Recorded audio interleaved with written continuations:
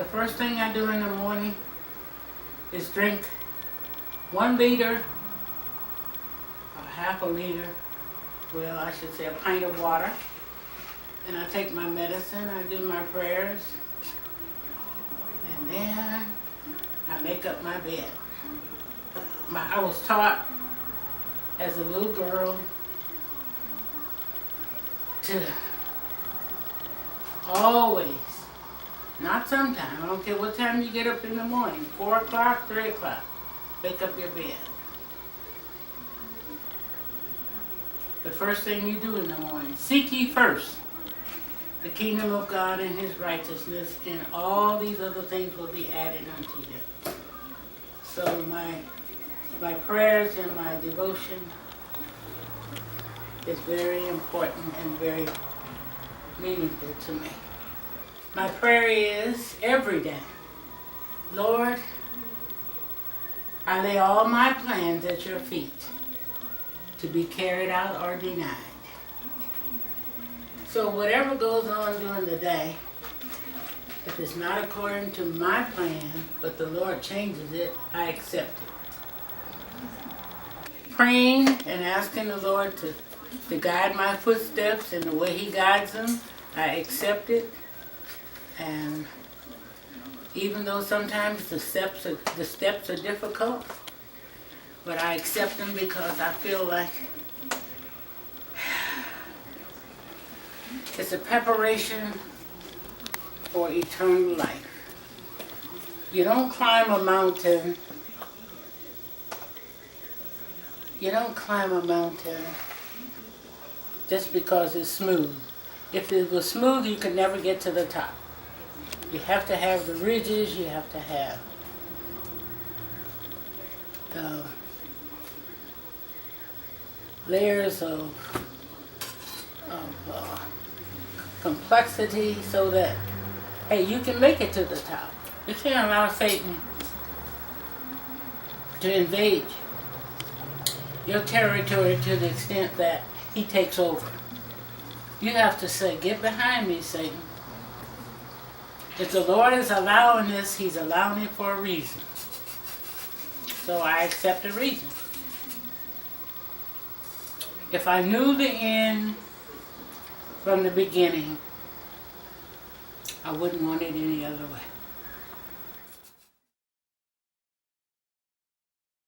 My name is Ruth Burnette. I was born in the city of Chicago, Illinois, better known as the Windy City. I was born 3548 Wentworth Avenue, September the 26th, 1928.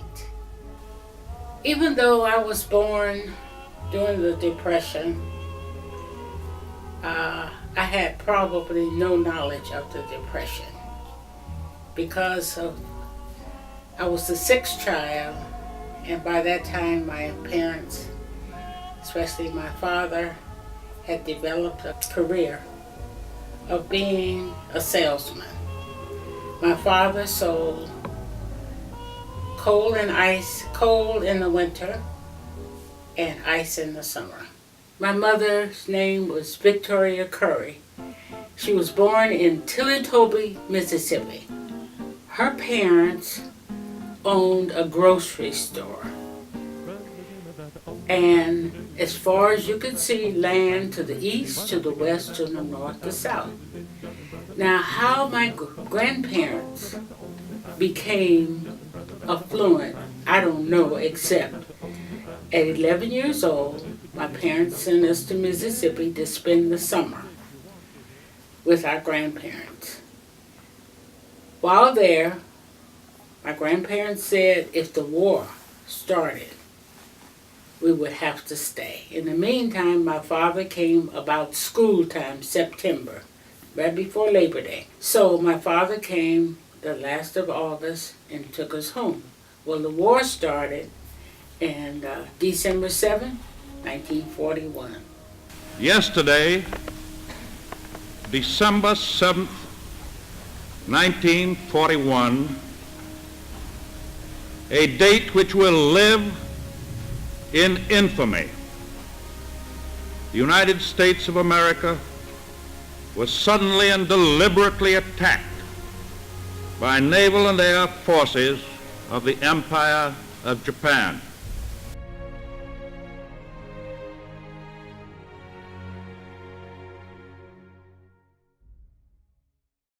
I was born on 3548 Wentworth Avenue, which was just a few blocks from the White Sox baseball team. When they had baseball games, my brothers parked cars. People would park their cars in our yard and on the street and would give my brothers and sisters, mostly my brothers, money. We moved from 35th in Wentworth to 95th in Wentworth, which was way out, what they call Lilydale.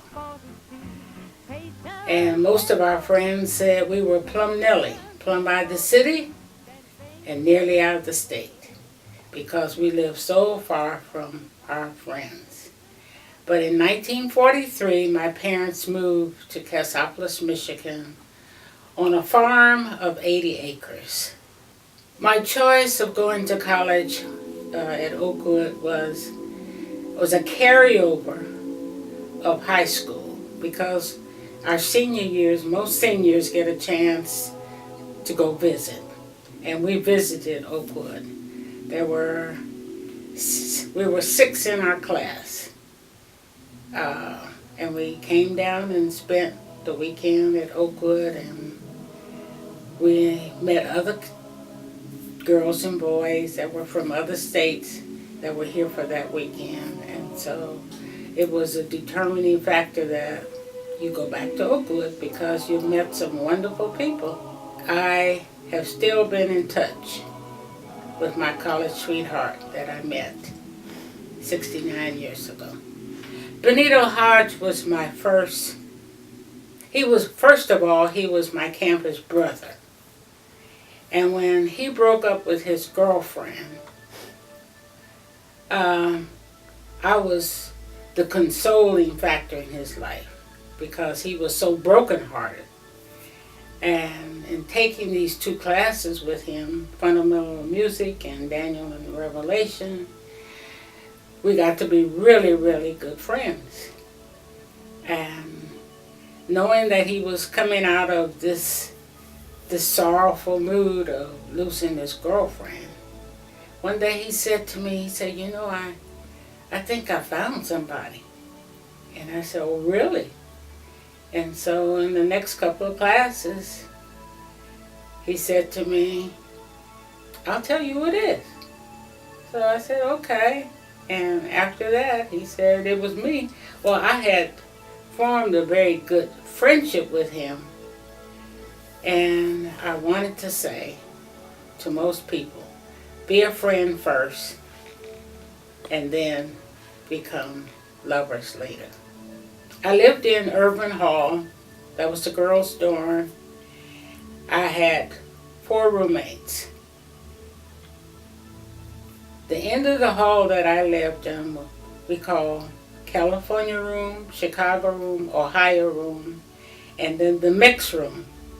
The Chicago room was full. Of course, California had their friends, Ohio had their friends. And being in the room with people from Pennsylvania, New Jersey, and Kentucky, my friendship to this day is with Marion Bassett, who now lives in Los Angeles, but my dearest friend, Barbara Maxwell, Corbin Barker, passed away August of 2016. So I have really some lasting friends that I have developed and cherished to this day. In May of 1947, I went back to Chicago, and because of finances, my father had come down with Parkinson's disease, and money was short. So I decided to stay in Chicago and go to school. But while I was going to school, I started working at Montgomery Ward. And my oldest brother, Hayward Bland, took a trip to California. While he was out there, he went through Los Angeles and decided to buy some property. So he bought 4 units. Well, when he came back, we were all excited, about having property in California. But in November, when he and his wife were supposed to move to California, she decided she wasn't going.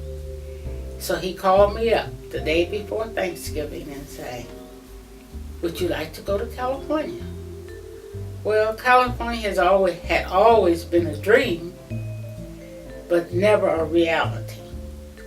But that day, November, became a reality. We took a truck and a car to Los Angeles. My brother stayed there a few months, but his business didn't sell in Chicago, so he came back and left me there. But in the meantime, I had another brother that lived in Los Angeles, Elmore, and he came and lived with me in this 6-room house. Well, he was going with a young lady that lived with her cousin. And I was introduced to the roommate.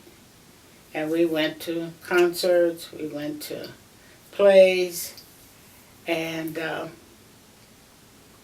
the fellowship developed. And in developing a friendship, I fell in love with another man. Benito was my first love. Arthur was my second love. Their birthdays were 2 days apart. They had so much in common. They both sang. They were handsome men. They dressed exquisitely. And before you know it, Benito was in New York and Arthur was in Los Angeles. And the saying is, absent makes the heart grow either fonder or yonder.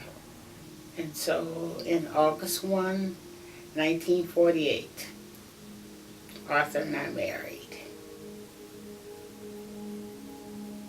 In that marriage, I had 2 children. What I'd like to say about that marriage is, even though Arthur was like 8 years older than I was, and I was sort of, I was really new at everything, but he was a kind, loving, and giving young man. And our lives blended together because he was a Christian and I was. And the secret of that relationship that lasted for 36 years was we never quit courting. We never quit courting. And I loved him more when he passed than I did when I married him. When Leon was about 3 years old, one day I saw a car that was $500. And I said to my husband, "Oh, I found something." And he said, "What?" I said, "A car, and it's $500. And he looked at me and he says, "What?" And I thought, well, $500 wasn't bad. He said, "Do you think I would put you and my child in a second-hand car?" Well, from that day forward, every car that Honey ever bought me was brand new. But the last car that he bought in June of 1984, as sick as he was, he said, "I'm going to buy you a car." Well, I already had a Mark V Lincoln. I didn't need a car. But he was the type of man that he could not do enough for you. And I guess it was the same because I could not do enough for him. And so on Friday, my two daughters, Sandra and Yolanda, went with us to the Cadillac dealer on Wilshire Boulevard. And every car he looked at, he said, no, no, no. So the man said, we have another car lot. So he took us to another car lot. And way down there, he saw this car. Yellow has always been a favorite color of mine. My house has been yellow. My kitchen's been yellow. My bedroom's been yellow. My Buick's been yellow. But the Cadillac, the Lincoln that I had, was gold brown. So he wanted me to have this car. So on a Friday, we went and bought this car. The car was a Burnette Cadillac, but it didn't have a skylight. So that day he told him, he said, I want a skylight.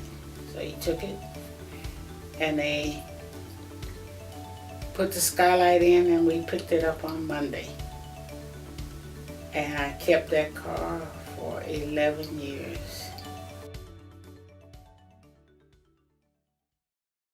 We started our family, well, before I started the family, I had 2 miscarriages. And when I got pregnant with the son that I have today, I was bedridden for 7.5 months. Being bedridden was the only way that I could hold that child. So, I was in the bed. Honey could not cook. He was not a cook. But he would bring the food and stuff to the bed. The chuck roast, putting the onions and the garlic and the seasoning, making the cornbread, everything was brought to the bed. And for 7.5 months, because my family was in Michigan and in Chicago, I had no family. So we worked it out, where I would stay in the bed day and night while Honey worked, had good neighbors, had met some friends, but we worked it out where finally, May 18th, 1951, Leon was born in White Memorial Hospital, and about 5 years later, Yolanda was born in Linwood Hospital. But along the way, I accumulated another daughter. My son was married to Sandra, who was from Columbus, Ohio. And the child was so much like me. She liked so many things. She did so many things. We thought so much alike that I always told her mother, I said, you birthed her, but she's mine. She is mine. She is mine. And to make a long story short, when her biological mother passed away in Columbus, Ohio, Sandra asked me, would I be her mother? Well, of course, Leon is saying, are you saying now she's my sister? Whatever you want to say. Yes, she's your sister. She's your ex-wife. Now she's my sister. Because by this time, Leon had remarried. And to this day, Sandra owns me as her mother, tells everybody, and people that don't know me or know the situation, they say, oh no, Ruth only had 2 children. She's not, I said, she's mine and you can't take her away. And people to this day will say, Sandra's mother. And now she lives with me. Traveling has been such a joy in my life. And I have to give credit to my mother. When we were little children in Chicago, everything that was free in Chicago, my parents took us to. We went to the zoo, we went to Grand Park, we went to Riverdale, we went everywhere. In 1968, I put a 3-week tour together for Hawaii.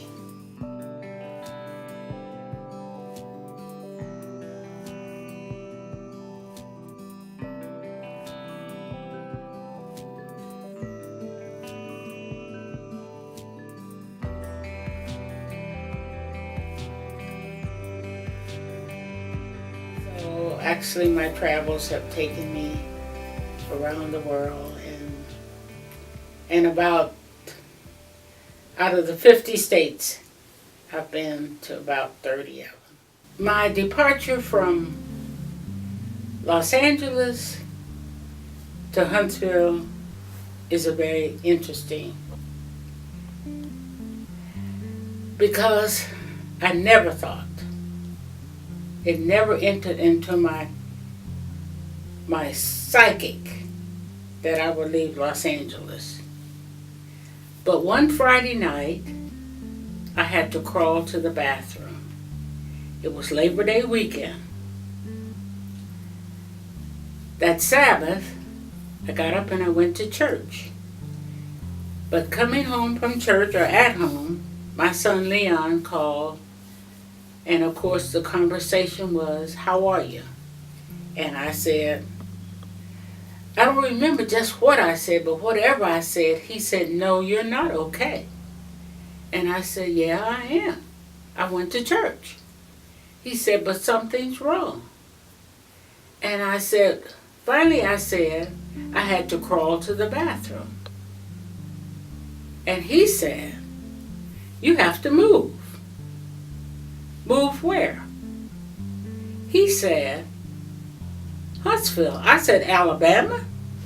In April, I decided to come to Alumni Weekend in Huntsville, Alabama.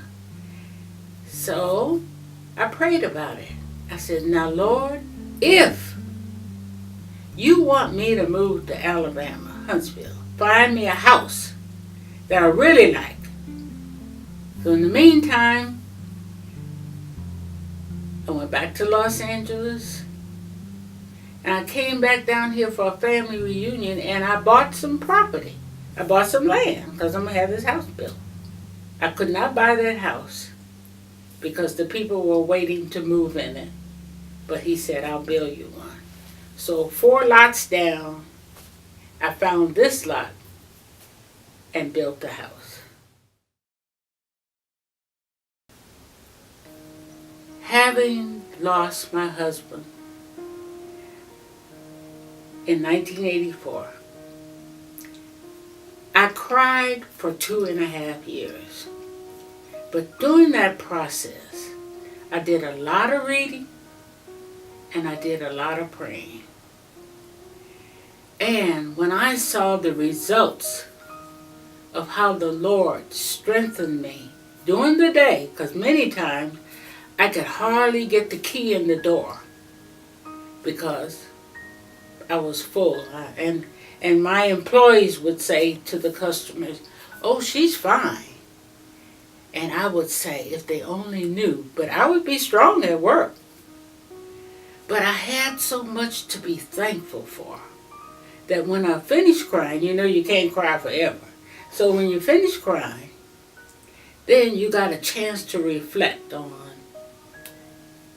I didn't have to worry about, I had 5 vehicles when my husband died, so I didn't have to worry about a car. I didn't have to worry about a house. I didn't have to worry about money. The only thing that was bothering me was the loss of my husband. My only desire at this point in my life is that me, my children, my grandchildren, and great-grandchildren will so live and so dedicate their life that we will spend eternity together. And that's it. That's it. If the Lord called me today, if He called me today, all I want Him to say is, well done. You've been a good and faithful servant. Enter now into the joys of my life.